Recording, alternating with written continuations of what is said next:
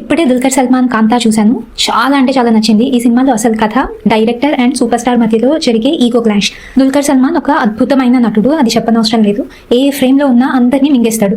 Expressions అయితే Mahanati range లో ఉంటాయి. కానీ ఆగండి, దానికి తగ్గకుండా మన రానా బెస్ట్ ఇచ్చాడు. అసలు ఆయన ఇలా ఎంటర్ అవ్వగానే స్క్రీన్ అయితే చించేశాడు. స్క్రీన్ పైన ఇంకెవ్వరు నాకు అనిపించలేదు.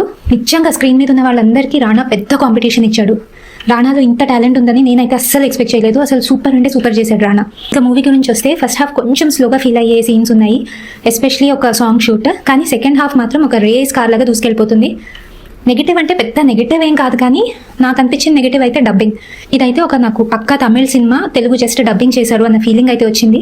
ఆ డైలాగ్స్ అన్ని కొంచెం అన్యాచురల్గా, ఏంటో కొంచెం వేరేగా తమిళ లాంగ్వేజ్ వాళ్ళు తెలుగు మాట్లాడుతున్నట్టే అనిపించింది. ఓన్లీ మన రానా వచ్చిన దగ్గర ఓ ఇది తెలుగు సినిమానేనా అనిపిస్తుంది.